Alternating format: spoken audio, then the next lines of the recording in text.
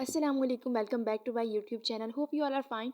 सो आज की वीडियो में हम बनाने वाले हैं बहुत ही मज़ेदार सा गजरेला, जो कि हम बहुत ही डिफरेंट तरीके से और बहुत ही आसान तरीके से बनाएंगे।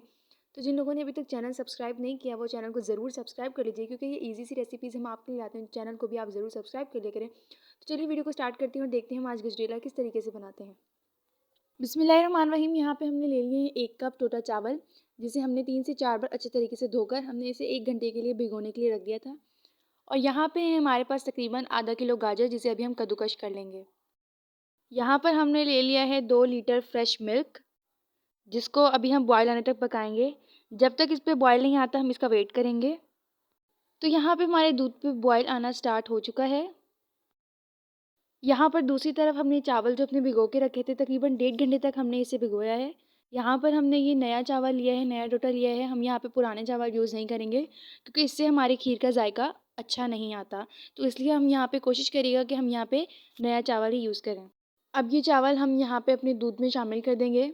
चावल जितने ज़्यादा भिगोए हुए होंगे उतनी ज़्यादा खीर अच्छी बनेगी। चावल हमने यहाँ पे तकरीबन 1.5 घंटे तक भिगो के रखे थे। चम्मच हम यहाँ पर चलाते जाएंगे। अब यहाँ पर हमने 1 से 2 इलायची ऐड करनी है। इलायची डालने से खुशबू, हमारी जो गजरेला है उसकी खुशबू बहुत अच्छी आएगी। यहाँ पर हम चम्मच चलाते जाएंगे, नहीं तो हमारे चावल नीचे लग जाएंगे। यहाँ पर हमने अपनी गाजरों को कद्दूकश कर लिया है। अब हम ये अपने दूध में शामिल करेंगे। यहाँ पर हमने फ्लेम ज़्यादा हाई नहीं करनी, हाई फ्लेम पे हमें इसे नहीं पकाना। हम यहाँ पे फ्लेम लो ही रखेंगे। हम इसे पकाएंगे जब तक हमारे चावल जो हैं वो गल नहीं जाते और हमारी खीर अच्छे तरीके से गाढ़ी नहीं हो जाती। हम यहाँ पे चम्मच भी चलाते जाएंगे ताकि हमारी खीर जो है लग ना जाए।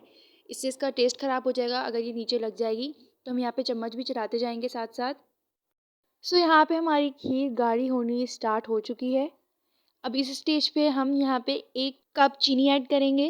चीनी आप अपने टेस्ट के मुताबिक, आप यहाँ पे ज़्यादा मीठा भी डाल सकते हैं। अगर आपको ज़्यादा मीठा पसंद है तो आप यहाँ पे ज़्यादा चीनी भी ऐड कर सकते हैं, लेकिन ज़्यादा चीनी ऐड करने से फिर हमारी खीर का टेस्ट वैसा नहीं रहता। तो 1 कप चीनी काफ़ी है। अब हम यहाँ पे ड्राई फ्रूट्स ऐड करेंगे। ड्राई फ्रूट्स आप अपनी मर्ज़ी के कोई भी ऐड कर सकते हैं, जो आपको ड्राई फ्रूट खीर में पसंद हो। हमने यहाँ पे बादाम ऐड किए हैं। इसके बाद हमने यहाँ पे खोपरा ऐड किया है। एंड उसके बाद हमने यहाँ पे खजूरें ऐड की हैं, जिसको हमने बारीक बारीक कट कर लिया था। खोपरे, बादाम को, सारे ड्राई फ्रूट्स को हमने छोटा छोटा कट कर लिया था। इधर हम चम्मच चलाते जाएंगे। चम्मच हमने चलाते जाना है सारे प्रोसेस में, हम कुछ भी ऐड करें हम, क्योंकि हम चम्मच चलाते जाएंगे, नहीं तो हमारी खीर नीचे लग जाएगी। और खीर नीचे लग जाएगी तो फिर इससे इसका टेस्ट ख़राब हो सकता है। अब हम इसे मज़ीद 5 से 7 मिनट तक और पकाएंगे। इसके बाद यहाँ पे हम मलाई ऐड कर रहे हैं। जो हमारे घर के दूध की निकली हुई मलाई है वो यहाँ पे ऐड करेंगे। आप चाहें तो आप यहाँ पे खोया भी यूज़ कर सकते हैं। आप दोनों में से कोई भी चीज़ यहाँ पे यूज़ कर सकते हैं, वो हम यहाँ पे ऐड कर देंगे। चम्मच हम यहाँ पे चलाते जाएंगे। तो यहाँ पे देखें हमारी खीर बहुत ही अच्छे तरीके से पक गई है।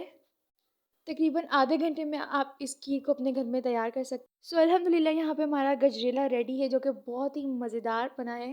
तो आप भी इस रेसिपी को अपने घर में ज़रूर ट्राई कीजिएगा, क्योंकि इसकी रेसिपी बहुत ही ईजी है। बहुत ही आसान तरीके से हम ये गाजर की खीर अपने घर में बना सकते हैं और इसका जायका भी बहुत अच्छा होता है।